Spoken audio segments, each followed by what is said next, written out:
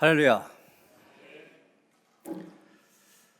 올해 들어 천만 관객을 동원하였던 영화 파묘의 배경에는 풍수지리사상이 들어있습니다. 이런 풍수라고 한 말 그대로 하면 바람풍자에다가 물수자, 다시 말해서 바람과 물입니다. 좀 더 자세히 풀이하면 바람과 물이 순환한 이치가 있는데 그 이치를 연구하고 또 땅이 갖고 있는 여러 가지 여건들을 연구해서 인간이 이 대자연 속에서 좀 더 건강하고 편하게 살아갈 수 있는 터를 찾는 거, 이게 풍수지입니다. 젊은 사람들은 별로 못 들어봤겠지만 연세 있으신 분들은 그런 말들 많이 들어봤지 않습니까? 이왕이면 명당이 좋지 않냐, 좌백호, 우청룡, 이런 자리 명당이라 그렇게 얘기합니다. 물론 바람이 아주 심하게 부는 언덕 위에 집을 짓는다든지 아니면 비만 오면 물이 고이는 이런 곳에 집을 짓고 사는 것은 좋지 않다, 이건 상식입니다. 그래서 그런 것들을 고려해서 바람이나 물이나 땅의 형세를 보고 집 지을 위치를 선택하는 것, 그것은 있을 수 있는 일이고 또 바람직한 일이라고 할 수 있습니다. 문제는 무엇입니까? 여기에서 생각이 더 발전됩니다. 그래서 명당 자리를 써야만 사업도 잘 되고 후손도 번창하며 하는 일마다 복받게 된다, 이 사상이 문제입니다. 명당에 집을 짓고 묘를 써야 하는 일도 잘 되고 후손도 복을 받는 것이고, 만일 그렇게 하지 않으면 아무리 노력해도 되는 일이 없고 복을 받지 못한다는 식의 미신적인 생각, 쉽게 말하면 사람의 길흉화복이 터에 달려있다, 이 생각이, 이런 풍수사상이 문제인 것입니다. 사실 이 풍수지리 사상에서 보여지는 것처럼 사람들은 어디에 관심이 많이 있습니다. 어디에 집을 짓느냐, 어디에 묘를 쓰느냐 굉장히 중요하게 생각합니다. 중요하게 생각하는 이유는 바로 어디냐에 따라서 인간의 운명이 달라진다 믿기 때문입니다. 오늘 우리가 읽은 말씀은 하나님께서도 어디에 관심을 갖고 계셨기 때문에 내가 어디 있느냐 물으신 것을 보게 됩니다. 성경에서는 아담에게 물으셨지만 오늘 우리에게도 똑같이 물으십니다. 내가 어디 있느냐? 내가 어디 있느냐, 이 질문은 하나님께서 인간에게 던지신 첫 번째 질문이십니다. 우리는 어떤 배경 속에서 하나님께서 이 첫 번째 질문을 던지셨는지를 생각해 볼 필요가 있습니다. 태초에 하나님께서 최초의 인간 아담과 하와를 창조하셨습니다. 그리고 그들로 하여금 행복하게 살 수 있도록 에덴 동산을 준비해 주셨습니다. 이 에덴 동산 안에는 아담과 하와가 바라는 모든 것들 다 갖추어져 있었습니다. 아담과 하와는 이 에덴 동산에서 부족함이 없는 그런 삶을 영위할 수 있었습니다. 정말 행복한 나날을 보내고 있었습니다. 그런데 문제가 생겼습니다. 하나님께서 내가 이 동산 안에 있는 모든 실과 열매들 먹어도 괜찮은데 동산 중앙에 있는 선악과는 따먹지 말라 그러셨는데 뱀의 꼬임에 넘어가서 선악과를 따먹고만 것입니다. 하나님의 명령을 어긴 것입니다. 하나님 앞에 범죄한 것입니다. 이제 하나님께서 에덴 동산에 나타나셨습니다. 그때 아담과 하와가 어떻게 했습니까? 하나님의 음성을 듣고 하나님의 낯을 피해서, 얼굴을 피해서 나무 사이에 숨었다고 그랬어요. 여러분, 평상시에는 어땠었습니까? 하나님이 오셨으면 당당하게 그 앞에 나섰었습니다. 오히려 그 하나님과 함께 동산을 거닐면서 사랑의 대화를 나누기도 했었습니다. 그런데 지금 숨었습니다. 왜 그랬습니까? 죄를 지었기 때문에. 하나님의 말씀에 불순종하여 죄를 짓다 보니 하나님 앞에 나설 수 없게 되었습니다.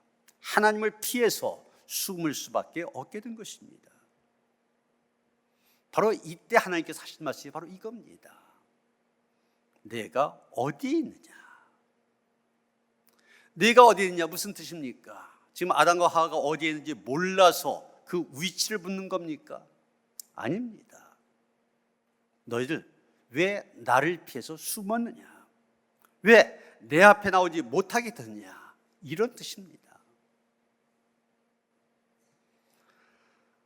아담과 하와의 불행, 하나님과의 관계가 깨어지는 데서부터 시작된 것을 보게 됩니다. 하나님께 죄를 범하고 하나님이 두려움의 대상이 되어지게 되자 천국 같던 에덴 동산 지옥으로 변해버리고 말았습니다. 먹을 것은 옛날과 똑같이 지천입니다. 여전히 부족한 것은 없습니다. 그러나 그대의 심령 속에 행복은 사라지고 말았습니다. 여러분, 우리가 여기에서 깨닫는 것이 무엇입니까? 인간의 불행은 먹는 것이라든지 그 어떤 것들 부족해서 생기는 것이 아니라 하나님과의 관계가 깨어진 데서부터 시작된다고 하는 걸 알게 됩니다. 어느 집에 아버지로부터 특별한 사랑을 받는 아이가 있었습니다. 어느 날 장난을 치다가 그만 아버지가 그렇게 아끼는 도자기를 깨트리고 말았습니다. 이 아이가 아버지 몰래 본드로 감쪽같이 붙여놨습니다. 깨진 것이 전혀 티가 나지 않도록. 아버지는 여전히 이 아이를 사랑으로 대합니다. 아버지는 똑같은데, 한결같은데 이 아이는 그날부터 아버지의 사랑을 제대로 받아들인 것이 힘이 들어졌습니다. 늘 마음이 불안하고 점점 아버지가 두려워지기 시작합니다. 여러분, 다 그대로입니다. 똑같습니다. 그런데 자기의 잘못으로 인하여서 아버지와의 관계가 금이 가면서 불행이 찾아들기 시작한 것입니다. 여러분, 이 아이가 다시 행복을 찾으려면 어떻게 해야 됩니까? 공부를 열심히 해서 우등상을 받으면 다시 행복을 되찾을 수 있을까요? 학교에서 모범상을 타고 선생님의 칭찬을 통해 아빠를 기쁘게 해드리면 다시 행복해질 수 있겠습니까? 아닙니다. 이 아이가 행복해질 수 있는 길은 단 하나뿐입니다. 아버지께 용서를 구하고 깨어진 아버지의 관계를 다시 회복하는 것입니다. 우리도 마찬가지입니다. 깨어진, 틀어진 하나님과의 관계를 회복할 때 우리는 하나님께서 우리를 위해 준비하신 진정한 행복 누릴 수가 있게 된 것입니다. 여론조사 그러면 그 갤럽을 생각하게 되지 않습니까? 바로 이 갤럽 여론조사의 창시자인 조지 갤럽이라고 하는 사람, 이분이 이제 실무자로 일을 할 때 어떤 사람이 가장 행복한 사람인가 이것을 알아보기 위해서 여론조사를 실시했습니다. 그리고 한 TV 프로그램에 나와서 그 여론조사의 결과에 대해서 얘기합니다. 그 결과 한마디로 얘기했습니다. 조사해 본 결과 가장 행복한 사람은 생생한 종교적인 체험을 가진 사람들이었고, 가장 불행한 사람은 밤낮 없이 술집을 드나든 사람들이었다. 이 갤럽이 책을 많이 읽고 난 후에 내린 결론이 아닙니다. 많은 사람들 대상으로 여론조사를 해본 결과, 그 결과가 나온 것이 바로 이 얘기입니다. 여기서 종교적인 체험을 가졌다는 말은 우리 기독교식으로 얘기하면 하나님과의 관계를 회복하고 하나님과 동행하는 삶을 살아가는 것을 말합니다. 그런 삶이 정말 행복하다는 거예요. 성경에 이런 종교적인 체험을 가진 대표적인 사람 나오고 있는데 바로 다윗입니다. 우리가 잘 아는 시편 23편, 거기에서 그는 자기의 행복한 인생의 모습 이렇게 표현하고 있습니다. 여호와는 나의 목자시니 내게 부족함이 없으리로다. 그가 나를 푸른 풀밭에 누이시며 쉴만한 물가로 인도하시는도다. 내 영혼을 소생시키시고 자기 이름을 위하여 의의 길로 인도하시는도다. 내가 사망의 음침한 골짜기로 다닐지라도 해를 두려워하지 않을 것은 주께서 나와 함께 하심이라. 주의 지팡이와 막대기가 나를 안위하시나이다. 주께서 내 원수의 목전에서 내게 상을 차려주시고 기름을 내 머리에 부으셨으니 내 잔이 넘치나이다. 내 평생의 선하심과 인자하심이 반드시 나를 따르리니 내가 여호와의 집에 영원히 살리로다. 여러분, 얼마나 행복한 인생입니까? 아무 것 가진 것이 없다 할지라도 부족함을 모릅니다. 사망의 음침한 골짜기를 지나면서도 두려움을 모릅니다. 늘 하나님께서 지켜주시고 함께 하심을 체험하고 확신하고 있기 때문입니다. 이런 삶은 행복하다고 그랬어요. 반대로 밤낮 없이 술집을 드나드는 사람 불행하다고 했는데, 밤낮 없이 술집을 드나드는 사람, 오늘 성경을 보면은 마치 아담이 하나님을 피해서 나무 사이에 숨은 것과 똑같습니다. 이 사람들 술을 마시면서 하나님이 어디 있냐고 소리를 질러댑니다. 하나님 믿는 사람들 조롱합니다. 그러면서 자기들이 갖고 있는 불행에 괴로워 몸부림을 칩니다. 무신론자가 어떤 사람이냐? 사실 하나님이 없다고 믿는 사람이 아닙니다. 하나님을 볼 수 있는 심령의 눈이 먼 사람들, 세미한 하나님의 음성을 들을 수 있는 귀가 닫힌 사람들, 그런 사람들입니다. 그런 무신론자들, 그들 안에도 하나님 의식 새겨져 있습니다. 그런데 그것을 거부하려고 하다 보니까, 부인하려고 하다 보니까 몸부림을 치게 되는 것입니다. 하나님이 없다고 소리치면 소리칠수록 자기 안의 불행은 더욱 깊어져만 갑니다. 한 무신론자가 하나님이 없다는 자기 주장을 널리 알리기 위해서 지붕에다가 페인트로 이렇게 썼습니다. God is nowhere. 하나님은 어디에도 안 계시다, 이렇게 썼어요. 그런데 세월이 흘러 페인트가 탈색이 되면서 끝에 있는 내자가 다른 색으로 변했습니다. 그러면서 뭐라고 했느냐? 영어로 하면 God is now here, 이렇게 되어 있습니다. 뜻이 정반대가 됐어요. 하나님은 여기에 계시다. 지금 여기에 계시다. 하나님이 어디에도 없다고 주장하던 사람이 하나님이 지금 여기 계시다고 주장할 수 있게 될 때 그는 진정한 행복을 찾을 수 있게 되는 것입니다.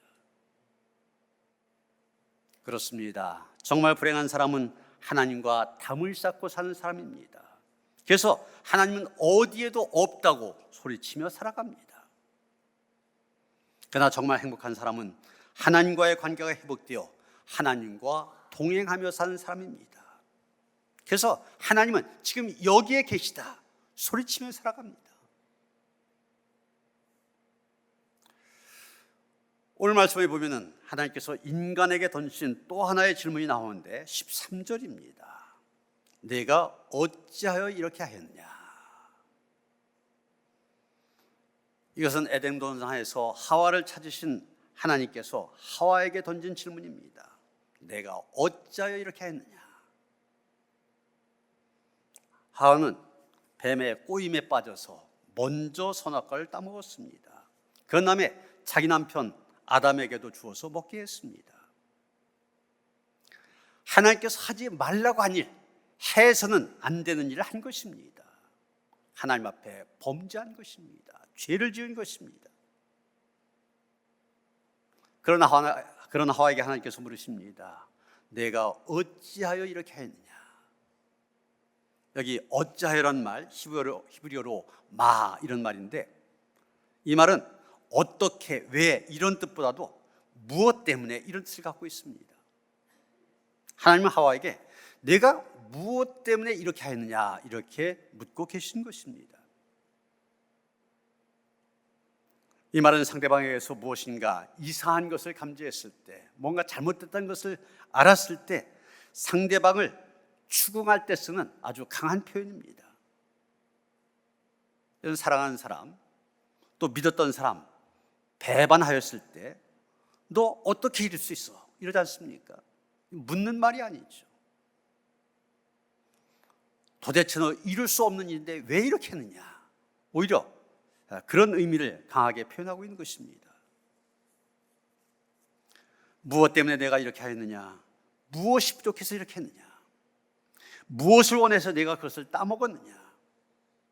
내가 줄 거 다 줬는데 너 어떻게 내게 그럴 수 있느냐? 하나님께서는 여러 가지의 의미를 담아서 이렇게 말씀하신 것입니다. 하나님의 뜻에 어긋나는 일을 했기 때문입니다. 실제로 오늘도 많은 사람들 과거에, 사실 과거입니다. 그렇지만 과거에 자기가 저질렀던 일들 때문에 불행의 늪에서 헤어나오지 못한 것을 보게 됩니다. 과거에 지었던 죄지만 그 죄의 문제를 해결하지 못해서 지금도 힘들어하는 것입니다. 미국 문학의 걸작이라고 불리는 나다나엘 호손의 주홍글씨라는 책이 있습니다. 늙은 의사와 결혼한 여인 헤스터 프린이 딤스데일이라는 목사와 간통을 하여 간통죄를 지어서 펄이라고 하는 사생아를 낳았습니다. 남편이 늙었기 때문에 도저히 생사할 수 없는데 애를 낳았다. 당연히 재판을 받게 됩니다. 공개된 장소에서 이 간통한 벌로 재판을 받게 되는데 그 내려진 판결은 그거였습니다. 이 간통이라는 말 영어로 어덜터리 그러는데 그 어덜터리의 첫자 A라고 하는 글자, A라고 하는 글자를 이 겉옷에다가 새기고서 평생 그 옷을 입고 살아가는 것, 이것이 벌이었습니다. 그러니까 사람들이 그 글씨를 볼 때마다 저 여자는 간통죄를 지은 여자야, 그러면서 평생을 살아가는 것, 이것이 그녀에게 선고된 형이었습니다. 그런데 그 재판 과정 속에서 수없이 상대를 밝히라고 하였었지만 간통한 상대의 이름 끝까지 밝히지 않았습니다. 이 사건이 지난 지 7년이 지났습니다. 새로 부임한 지사의 취임식 날 딤스데일 목사는 설교를 마친 다음에 헤스더와 그 사이에 낳은 펄 둘을 불러놓고 자기의 가슴을 헤쳐 보입니다. 그랬더니 그의 맨 가슴에 빨갛게 A라고 한 글자가 쓰여져 있습니다. 똑같이 간통을 의미한 그 글자. 그리고 딤스데일 목사는 그 자리에서 자기의 죄를 고백하고 쓰러져 죽었습니다. 여러분, 이 딤스데일 목사, 자기가 그 간통의 주인공이라고 하는 것 밝혀지진 않았지만 자기가 저지른 바로 그 죄 때문에 7년 동안 한시도 마음 편할 날이 없었을 겁니다. 헤스터는 그 A라고 한 글자를 겉옷에 달고 살지만 딤스데일 목사는 자기 가슴에 주홍 글씨로 A를 새겨 넣었습니다. 헤스터는 처벌받아 죄의 문제를 해결했지만 이 딤스데일 목사, 그 죄의 문제를 해결하지 못해서 하루하루 지옥 같은 나날들을 보냈습니다. 여러분, 죄라고 하는 것은 마치 노예들이 차고 다녔던 사슬처럼 우리의 심령을 얽어맵니다. 우리의 양심에 큰 고통을 안겨다 줍니다. 그래서 아무리 출세를 하고 아무리 돈을 많이 벌어도 모든 것이 잘 된다 할지라도 우리 안에 여전히 죄가 남아있다, 우리는 정말 행복할 수 없는 것입니다. 이 죄의 문제가 해결돼야만 죄의 사슬이 끊어지고 참된 자유를 누릴 수 있을 때 진정한 행복을 경험할 수 있게 된 것입니다. 지난해 우리 감리교회에서는 하디 영적 각성 120주년을 맞이하여 여러 가지 행사를 진행했었습니다. 1903년 선교사 연합수련회에서 하리가 공개적으로 자기의 죄를 고백하게 되었고, 이것이 원산 부흥운동으로 이어졌고 1907년 평양 대부흥, 한국교회가 부흥하는 계기가 되었던 것입니다.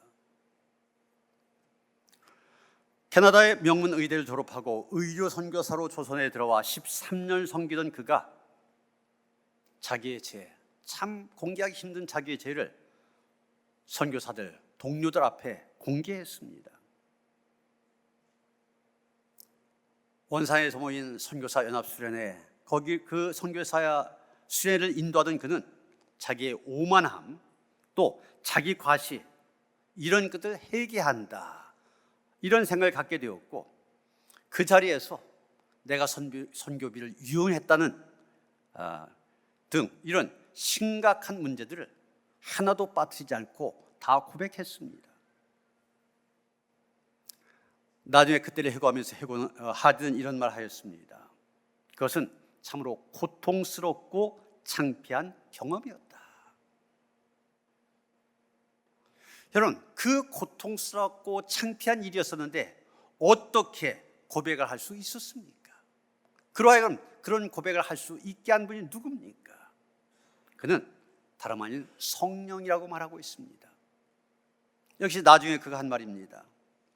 내게 임하신 성령께서 첫 번째로 명하신 것은 내가 선교사로 대부분의 시간을 함께 했던 사람들에게 지금까지 내가 실패하였던 것과 그 실패의 원인을 밝히라는 것이었다, 이렇게 얘기하고 있습니다. 그의 공개적인 회개가 사람들의 잠든 양심을 깨웠습니다. 동료 선교사들 누구도 그를 욕하거나 손가락질하지 아니하고 오히려 회개하는 일에 동참했습니다. 성령께서 이 하디에게뿐만 아니라 모든 이들에게 역사하신 것입니다. 선교사들이 모인 모임에서 회개가 시작되었습니다. 이것은 지역의 교회까지 퍼지게 됩니다. 하디가 일반 교인들 집회를 인도하면서 경험을 나중에 또 얘기했는데 이런 얘기했습니다. 청년 한 명이 자기 제목을 적은 종이를 들고 일어나더니 자신은 지난 며칠 동안 너무 괴로워 견딜 수 없었다고 하면서 지금까지 지은 죄를 읽어 내려갔다. 그때 있었던 일을 얘기했습니다. 이 청년의 고백이 원산 부흥 운동의 신호탄이 되었습니다. 최종손, 강태수 등 원산 선교부에 속한 청년 성도들이 하디와 선교사들에 이어 그동안 은밀히 숨겨왔던 죄들을 낱낱이 고백했습니다.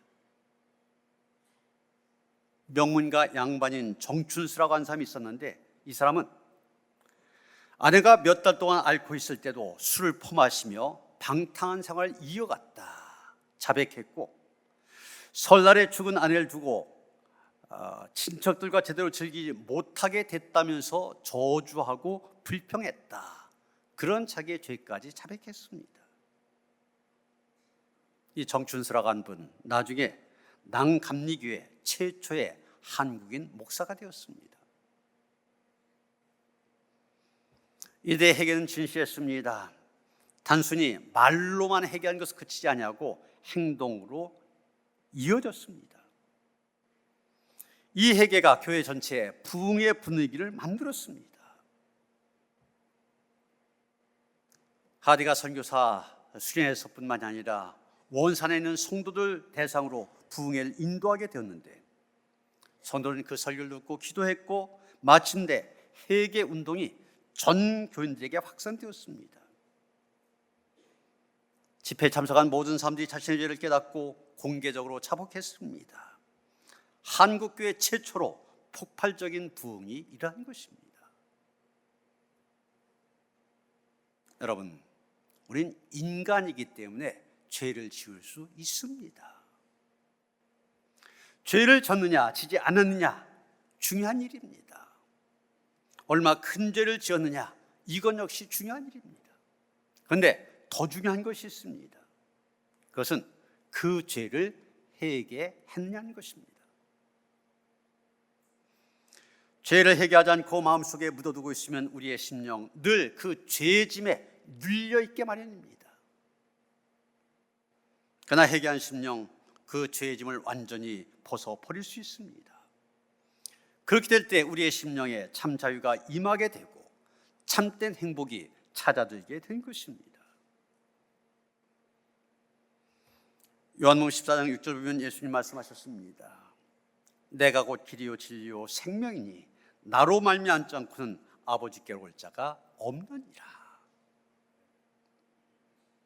오늘 두 가지 문제입니다. 깨어진 하나님과의 관계를 회복해야 되는 것이고, 자기의 지은 죄를 회개하는 일, 바로 이 일, 예수님께로 갈 때 이루어질 수 있다고 하는 것입니다. 그렇습니다. 예수를 믿으면 깨어진 하나님과의 관계 회복할 수 있게 됩니다. 우리가 하나님의 자녀가 되어지고 하나님을 아버지라 부를 수 있게 됩니다. 그리고 예수를 믿게 되면 예수님 십자가에 흘리신 그 보혈로 말미암아 우리의 모든 죄, 지난날의 죄 청산할 수가 있게 됩니다. 주님께서 우리의 모든 죄짐 벗겨주실 수 있게 됩니다. 이런 한국교회 방금 말씀드렸던 것처럼 원산 또 평양 대부흥 운동 이런 일을 통해서 오늘의 한국교회가 되어졌습니다. 모일 때마다 말씀이 있었고 기도가 있었습니다. 그 가운데 회개의 역사가 일어났습니다. 변화가 되었습니다. 그래서 오늘의 한국교회를 이루게 된 것입니다. 오늘 밤부터 시작되는 이번 부흥회가 이런 은혜의 역사가 있는 집회가 되어지기를 원합니다.